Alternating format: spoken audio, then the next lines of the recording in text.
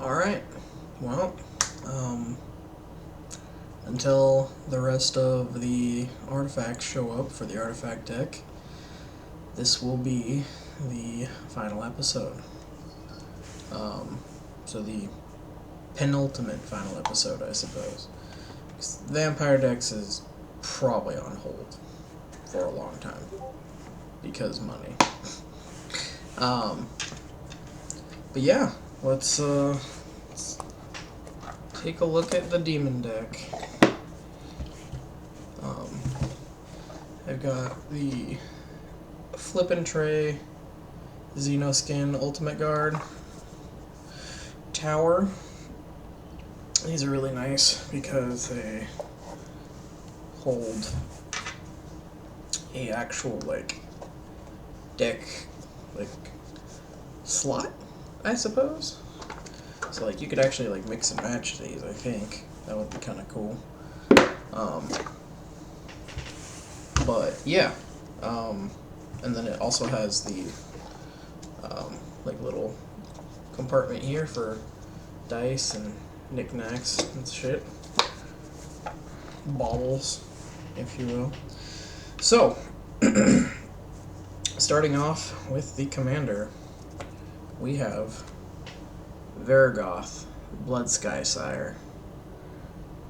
He is a 3-drop black legendary creature demon rogue with a body of 2/3.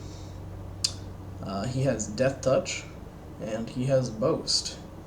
His boast cost is 1 and a black, and target player searches their library for a card, then shuffles their library and puts that card on top of it. Activate this ability only if this creature attacked this turn, and only once each turn. So, he basically tutors.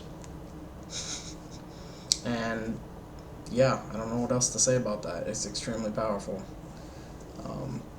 Having him as a commander and having him with such a low CMC means I'm pretty much grabbing whatever I need to fix my start of my game almost immediately, within the first few turns. And if I don't need to fix anything, then I'm grabbing whatever's next. So that gets real stupid real fast. So, jumping into the 99, we have Damnation. A 4-drop, double black sorcery, destroy all creatures that can be regenerated. It's Wrath of God in black. And then we have Kindred Dominance, 7-drop, double black sorcery, choose a creature type, destroy all creatures that aren't of that chosen type. So, in this instance, you would choose demons, and then everything that isn't a demon dies. Archfiend of Depravity, 5-drop double black creature demon, flying, 5/4. At the beginning of each opponent's end step, that player chooses up to 2 creatures he or she controls, then sacrifices the rest. That's particularly nasty for those people who are trying to run token decks and such. Dark Ritual, got the Strixhaven Archive Edition. Pay 1 black at instant speed and add 3 black. Very handy for getting those early cheat spells in. Archfiend of Despair. It's an 8-drop, double black demon on a body of 6/6 with flying. Your opponents can't gain life. At the beginning of each end step, each opponent loses life equal to the life that player lost this turn. Damage causes loss of life, it says in parentheses. So, really anything that hurts your opponent that turn, it'll get doubled at the end of the turn. And it's good to know that that happens even after that opponent has healed that life, because the damage still occurred. So if your opponent, say cast a spell that says if you were to take that much damage, gain that much life, instead of them coming out ahead at the end of the turn, they're just right back where they were, because they're going to lose that much life too. So, real fun stuff. Overseer of the Damned. 7-drop double black. Demon creature with flying, 5/5. When it enters the battlefield, destroy target creature. So it's got a murder on it, so that's fun. Whenever a non-token creature an opponent controls dies, put a 2/2 black zombie creature token onto the battlefield tapped. So you're going to get that one right away. Real fun stuff. Kothfed Soul Hoarder. Liliana's number 1. 6-drop double black. Legendary creature demon, 6/6 flying.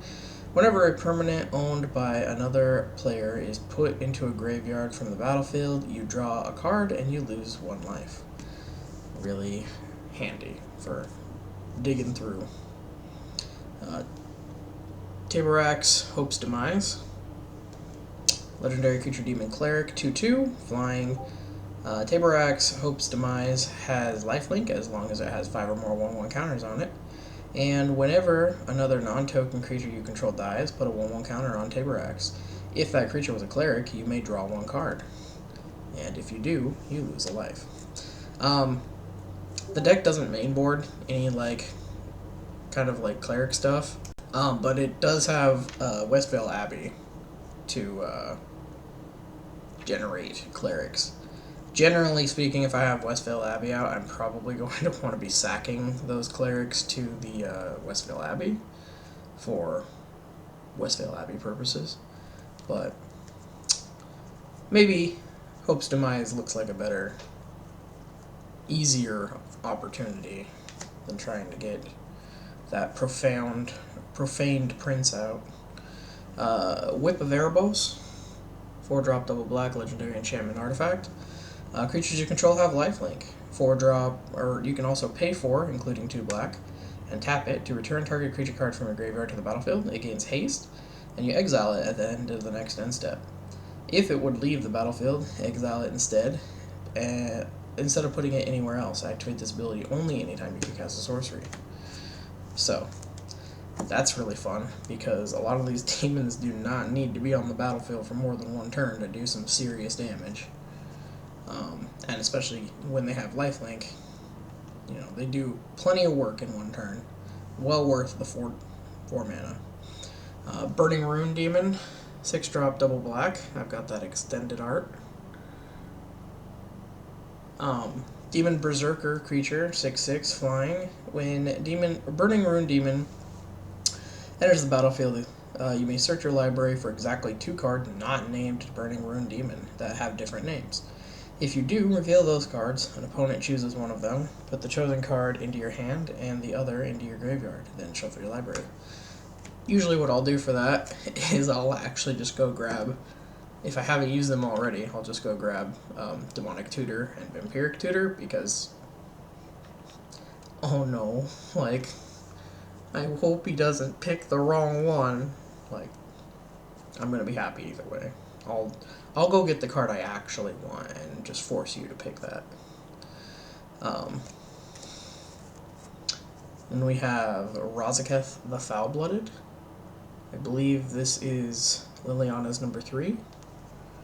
8-drop triple black legendary creature demon, 8/8.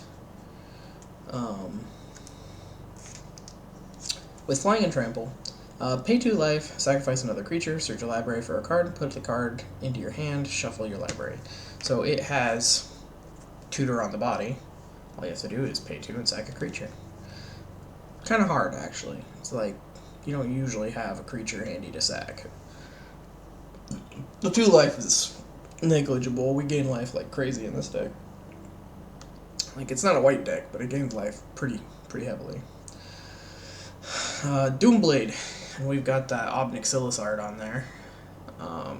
Instant speed, 2-drop black, destroy target non-black creature.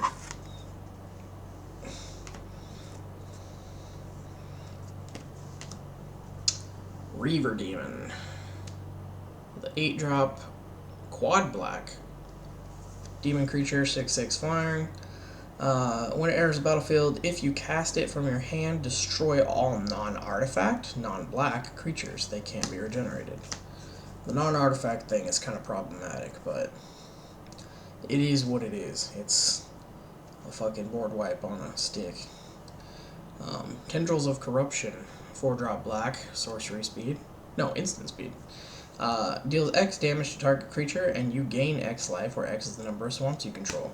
This gets really fucking stupid if, you know, you have a certain card that makes all land swamps.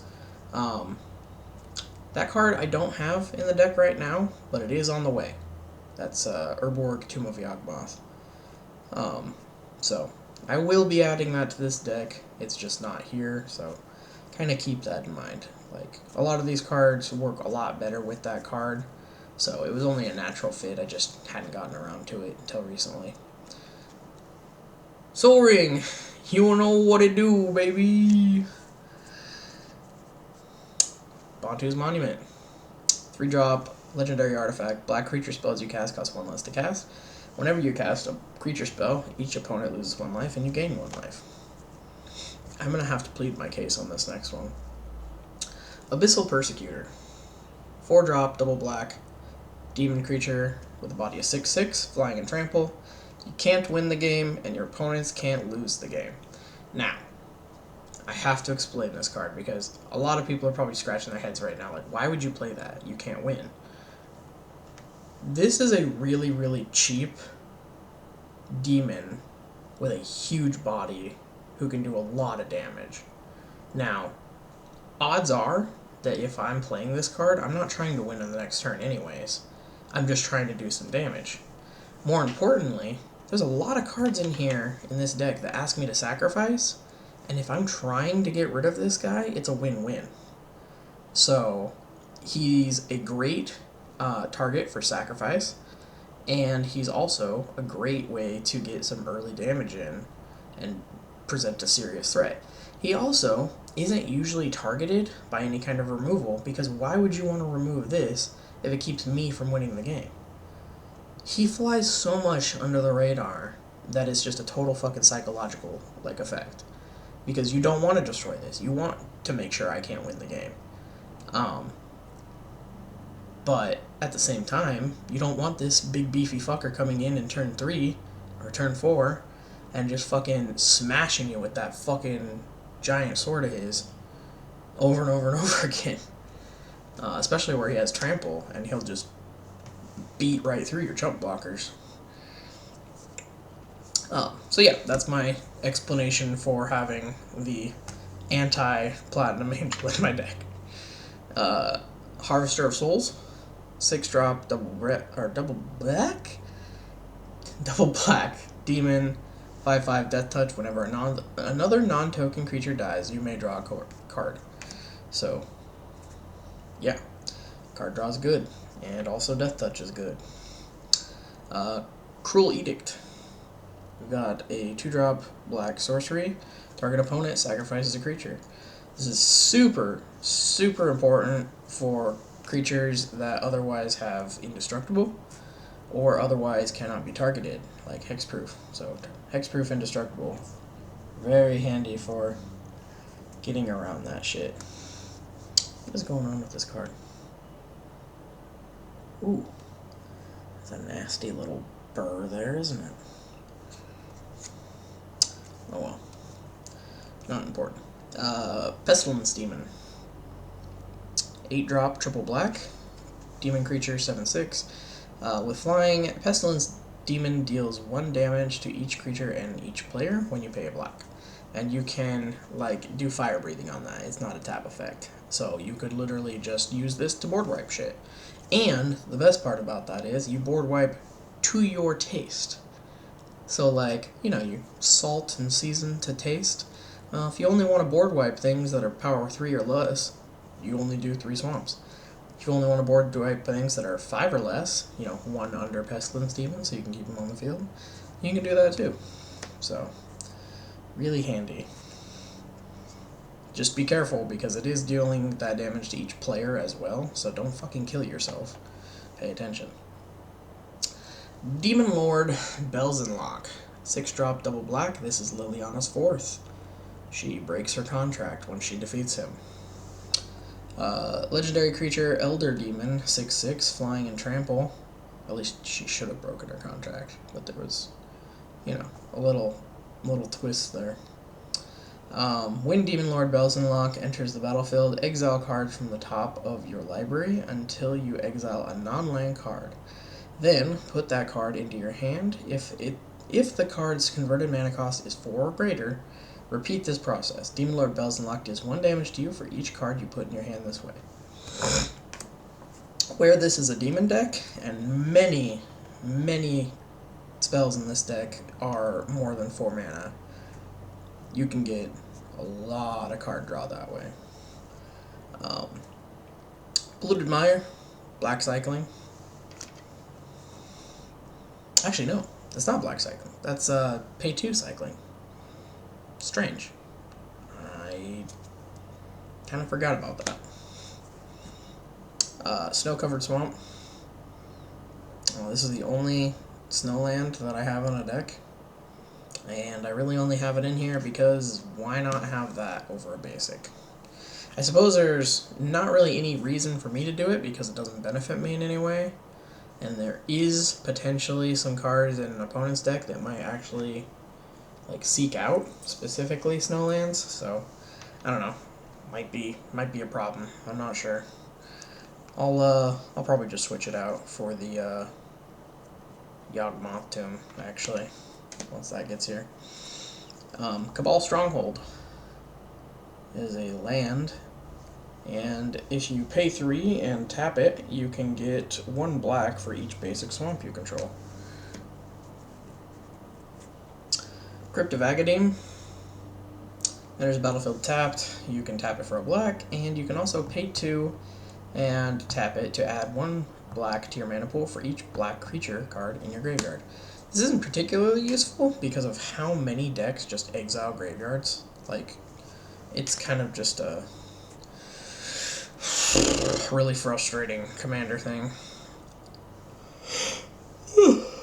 Westvale Abbey.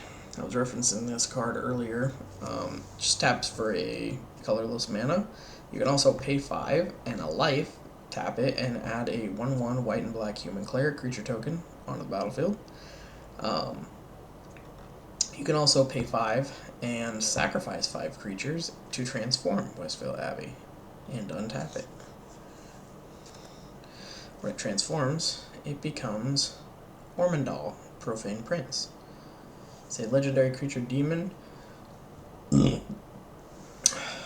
with 9/7, flying, lifelink, indestructible, and haste.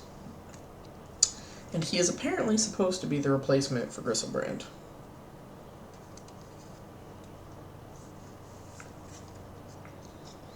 Because the Skursdag cultists couldn't go too long without having a big demon daddy. Villis, Broker of Blood. We've got a 8-drop, triple black, legendary creature demon, 8/8, flying. Pay a black and 2 life. Target creature gets -1/-1 until end of turn. And again, that is a... I'm going to call it a breathing effect because you can continue to do it. On top of that, whenever you lose life, draw that many cards. So, if you want to kill a 5/5, you pay 5 mana, 5 black mana, and pay 10 life. Target creature will get killed because it'll get -1/-1 until the end of turn, and then you will gain 10 fucking cards. So, pretty nice utility card there. This one. Oh, this one. Ob Nixilis Unshackled. 6-drop, double black, legendary creature demon, 4/4. Flying and trample. Whenever an opponent searches his or her library, that player sacrifices a creature and loses 10 life. Whenever another creature dies, put a 1/1 counter on Ob Nixilis Unshackled. Love that card. Love the art, love Ob Nixilis, love the effects. Very cool. Reanimate. 1 black sorcery. Put target creature card from a graveyard onto the battlefield under your control. You lose life equal to its converted mana cost. Worth it, most of the time, if you choose the right creature. Mark of the Oni.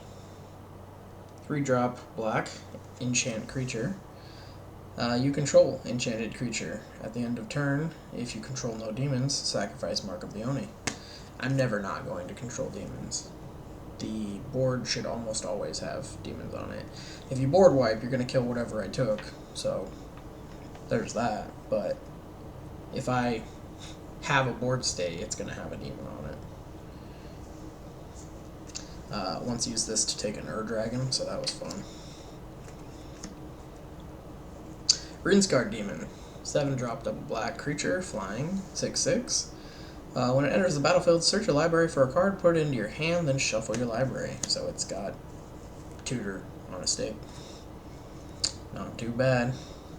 Darksteel Plate. 3-drop artifact equipment, indestructible. Equip for 2, equip creature has indestructible. Extremely helpful for surviving those board wipes and keeping important key pieces on the field. Reaper from the Abyss. Got that in the foil, but it's not showing up too well. 6-drop, triple black, demon creature with flying, 6/6. And Morbid. At the beginning of each end step, if a creature died this turn, destroy target non-demon creature. I love this card. This is one of my favorite demons ever.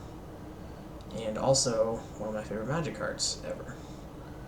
He is just really fucking cool, I think. So, shout out to Matt Stewart on the art on that back in 2011. Unhallowed Pact, 3-drop black, enchantment aura. Enchant creature. When enchanted creature dies, return that card to the battlefield under your control. So, good way to kind of go around the whole stealing of your opponent's creature thing and just, you know, use Unhallowed Pact and then use a murder.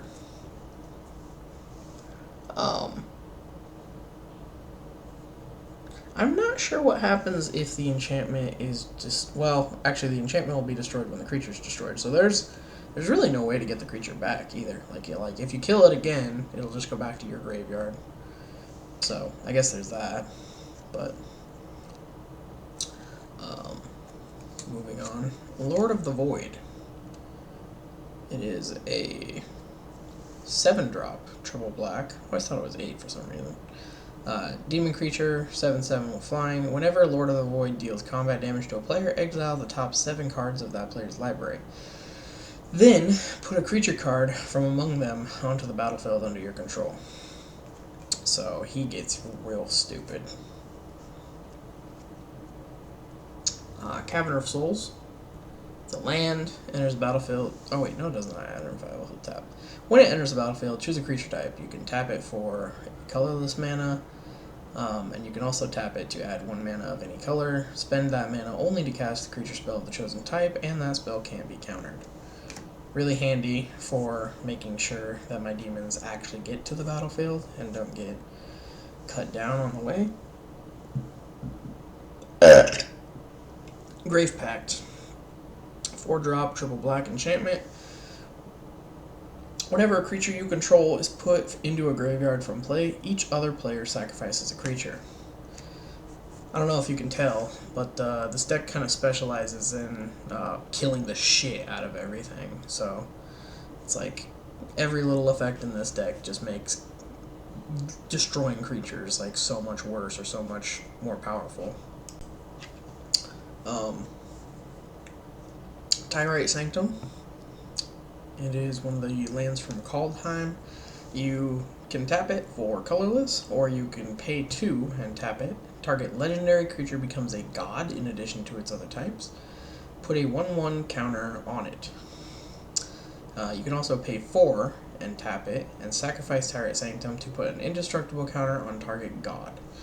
I might be moving this to Merfolk, because the new Merfolk that I'm planning on using for Commander already has the God type on it, so I would only have to do the bottom step in order to make it indestructible. Now, it already is indestructible as long as I control 2 Merfolk, But that would mean that it would actually survive board wipes too. Well, actually, it would survive board wipes regardless. But I think, like, even if, like, the other two got destroyed, it would still exist. And that would be really powerful, I think. But this card in particular is super handy for using on the commander, because if I don't have to worry about him dying, I can just swing in and boast all the goddamn time. But the 1/1 counter also helps too. Just making a legendary creature get a 1/1 counter for 2 isn't bad. Gormand. It's a 6-drop double black demon, 5/5. As an additional cost to cast it, I have to sacrifice a creature. It has flying, it has trample, and when it enters the battlefield, each opponent sacrifices a creature. Not a bad spell. Not a bad spell at all. Got a full art swamp. Not all of them are full art, but just thought I'd mention that one. Murder. The very classic Murder. 3-drop double black, destroy target creature. And one of my win conditions, Liliana's Contract. 5-drop double black enchantment. This is the pre-release promo my wife got. It's a beautiful card in foil. When Liliana's Contract enters the battlefield, you draw 4 cards and you lose 4 life. At the beginning of your upkeep, if you control 4 or more demons with different names, you win the game. Not sure if you noticed, but I have a lot of demons in this deck, and a lot of tutors in this deck. So, making sure I have 4 demons on the field is not exactly difficult, and that win con has probably won me more games with this deck than combat damage has. Essence Harvest, 3-drop black, sorcery. Target player loses X life and you gain X life, where X is the greatest power among creatures you control. This card actually wins me a lot of games too, because it's kind of like Double Strike and Lifelink just thrown onto a card. Like, you basically just choose a creature, and that creature just fights target player. Defile, 1-drop instant black. Target creature gets -1/-1 until end of turn for each swamp you control. Grim Tutor, 3-drop double black sorcery. Search your library for a card, put that card into your hand, then shuffle your library, you lose 3 life. Corrupt, 6-drop black sorcery. Corrupt deals damage equal to the number of swamps you control to target creature or player. You gain life equal to the damage dealt this way. Stronghold Overseer, 6-drop triple black demon, flying, with shadow. This creature can block or be blocked by only creatures with shadow. That's a really bad way to phrase that. You can pay 2 black, and creatures with shadow get +1 until end of turn, and creatures without shadow get -1, -0 until end of turn. So that's kind of fun. It's not super relevant because shadow is not a very supported archetype, but yeah, that's kind of why it's nice to have him there, because he's basically unblockable. Jet Medallion, 2-drop artifact. Black spells you cast cost 1 less to cast. And if you all have been paying attention, that is the final piece of the Tempest Medallion set that I mentioned at an earlier video. Stinging Study, 5-drop black at instant speed. You draw X cards and you lose X life, where X is the mana value of a commander you own on the battlefield or in the command zone. Now, that does kind of suck in this respect, because my commander is only a 3-drop, so I'm paying 5 and I'm gaining 3 life, or I'm losing 3 life and drawing 3 cards. But honestly, I would rather it be a little bit lower than the mana cost on this spell, because I don't necessarily want to lose all that life, and I usually probably only need 3 cards anyways. Like, if I draw 3 cards and I don't get anything, at least my next turn I'll get something, probably.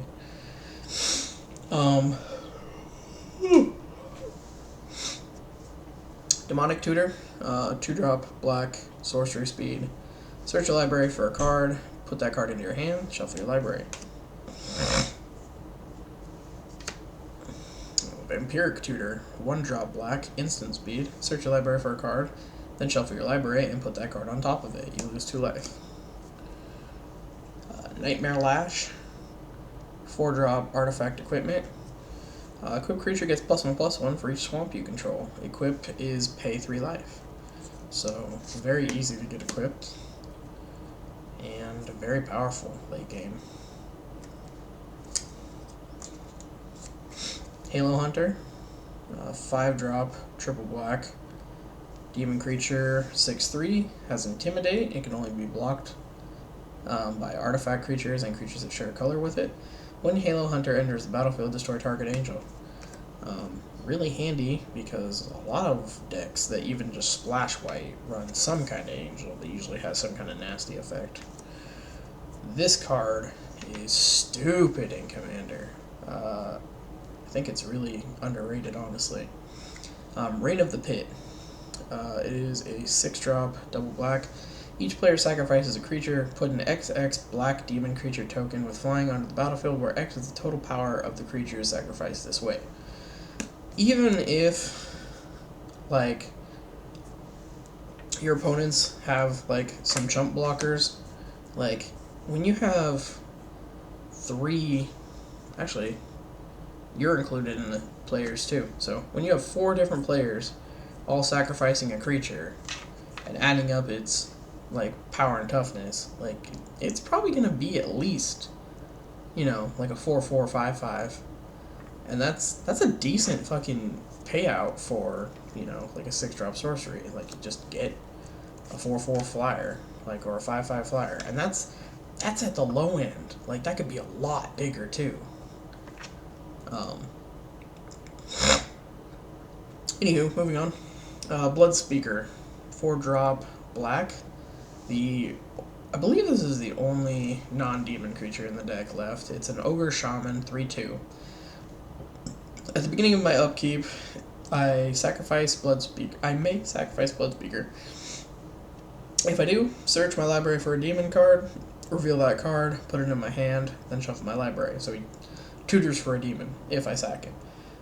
Whenever a demon comes into play, under my control, I can return Bloodspeaker from my graveyard to my hand. So, just more recurrence and tutors.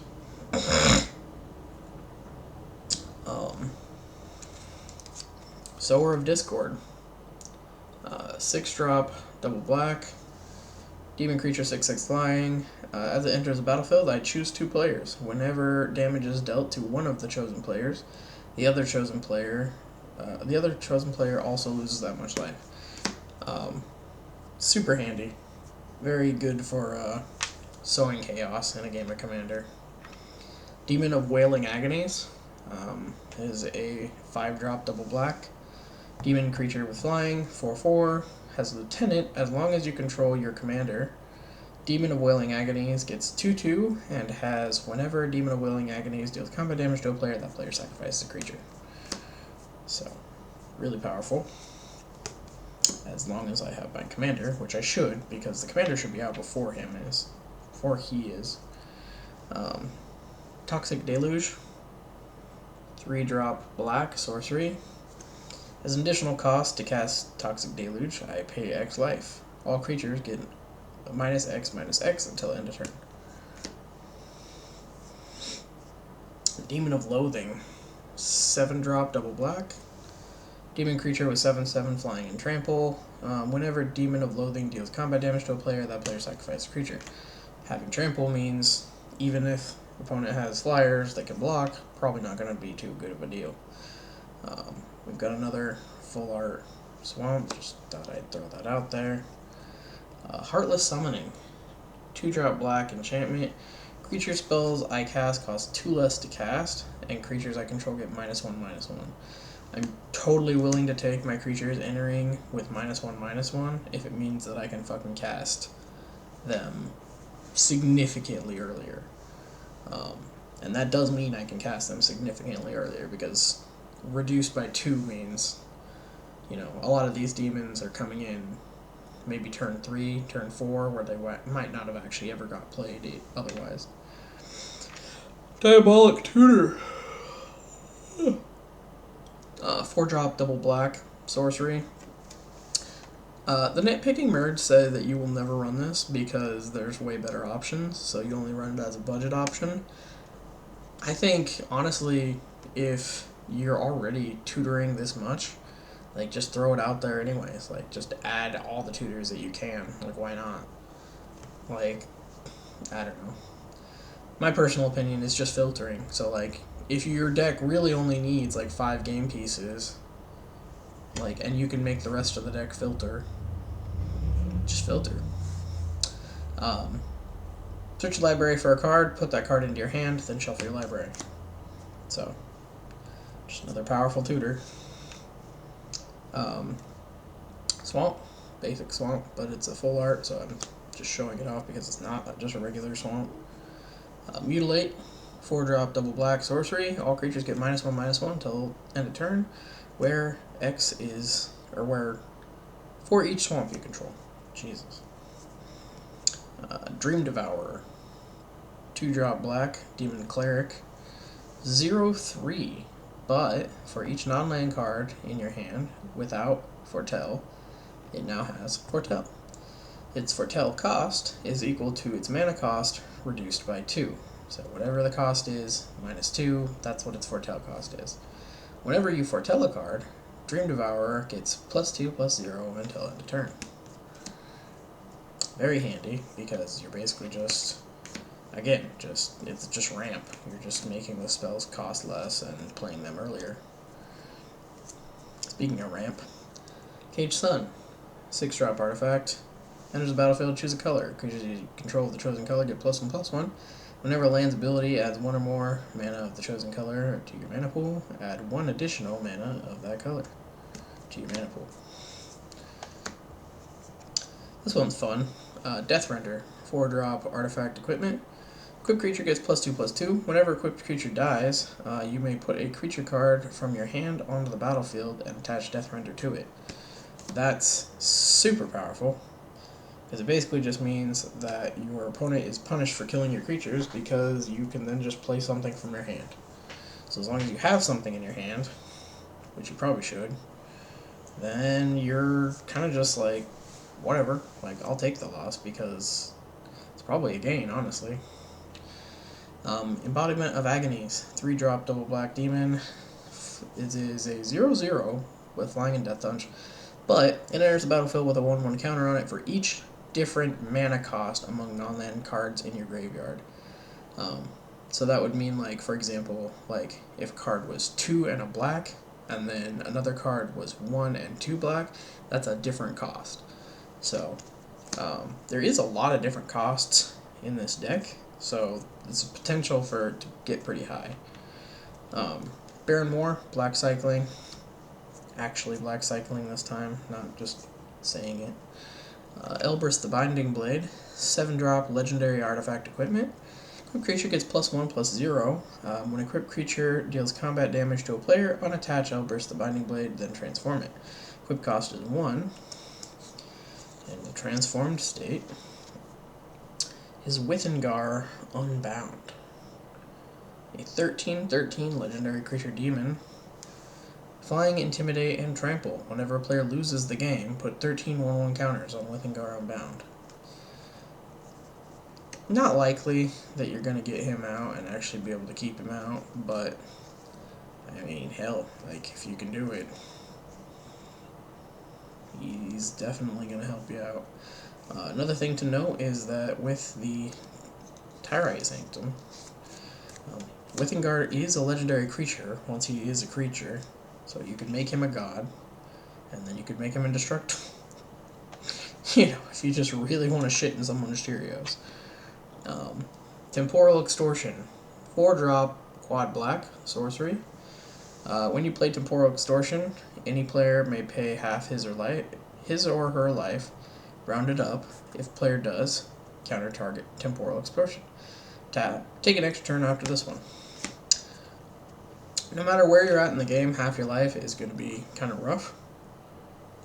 But at the same time, giving me an extra turn is also very dangerous because the game could end in an extra turn, especially with the way this deck runs. So it's definitely like a win-win for you. Like, no matter what option they choose, you're sitting pretty. And you're only out 4 mana, so not terrible. Razaketh's Rite. 5-drop, double black sorcery. Search your library for a card, then put that card into your hand, then shuffle your library. Also has black cycling, so you can just cycle this card if you don't need it. Not sure why you would ever not need a tutor, but I've done it before. A Dark Petition, 5-drop, double black sorcery. Search your library for a card, then put that card into your hand, then shuffle your library. Spell Mastery. If there are 2 or more instant or sorcery cards in your graveyard, add 3 black to your mana pool. A nice image of Griselbrand holding Liliana there. Griselbrand being her number 2 demon, but he is illegal in Commander for some reason.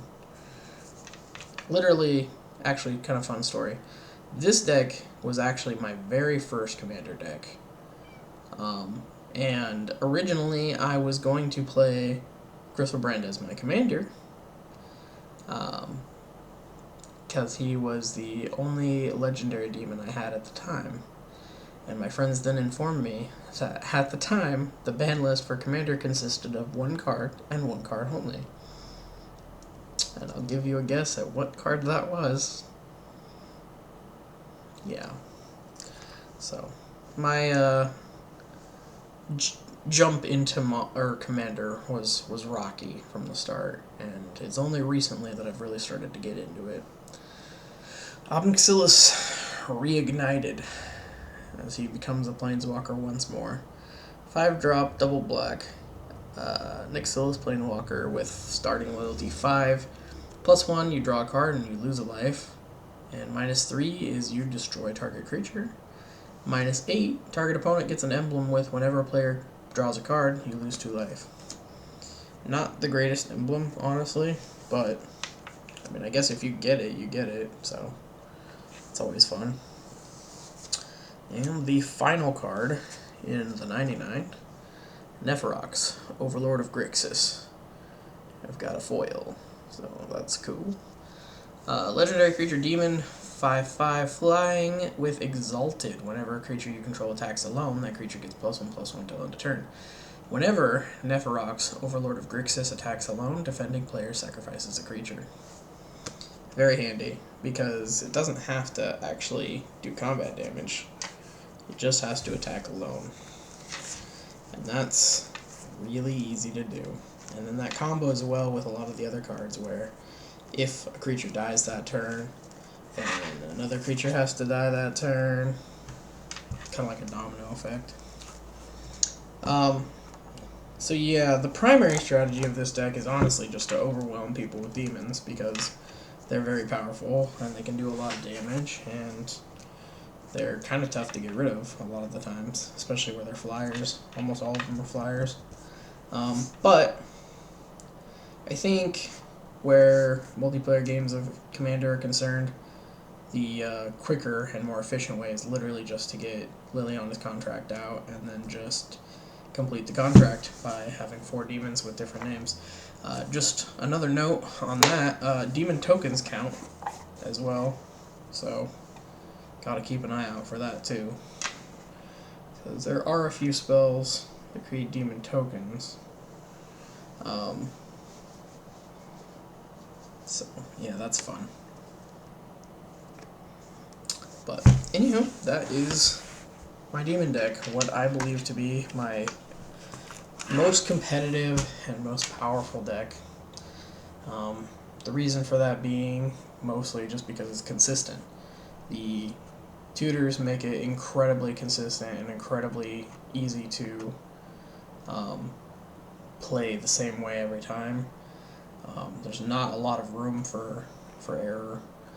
Basically, as long as I start my hand with at least, you know, 2 or 3 swamps or 2 or 3 lands and 1 tutor, like, I'm good to go. I'm ready, because the next tutor is probably just gonna go towards, you know, Soul Ring or Cage Sun or something like that. That's the other thing to keep in mind is, like, with this many tutors, where you have this many tutors, you don't have to think about, like, the consequences of choosing the wrong spell. Like, you're gonna get another opportunity to go after something.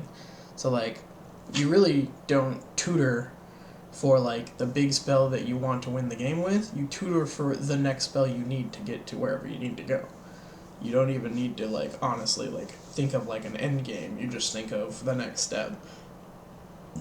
And if your next step just happens to be within reach of end game, of, you know, pulling the plug on the match, then you can just go for it.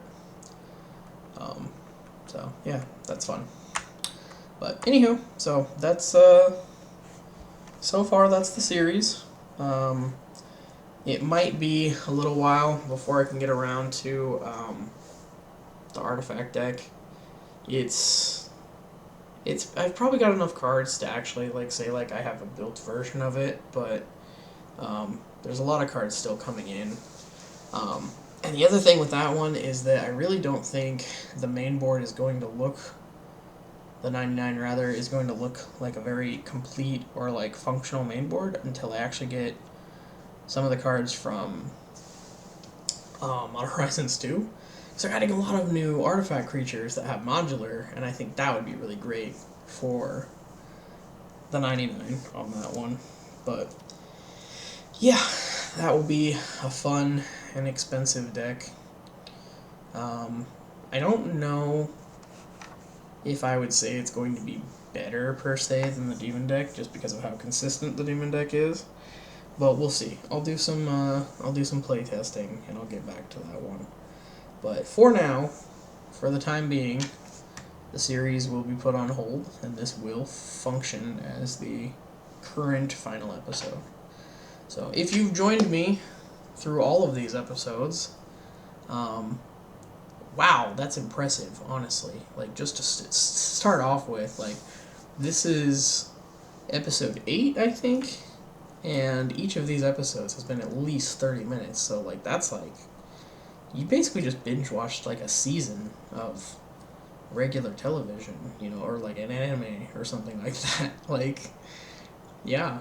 And I can't imagine I'm nearly as entertaining as that. Unless you just, like, really like Magic, and even still, like, it's not like you're not aware of any of these cards. Like, maybe you're not, I don't know. I do play some pretty fringe cards in these decks, I think. But, anywho, with that being said, thank you so much. Thank you for joining me. Thank you for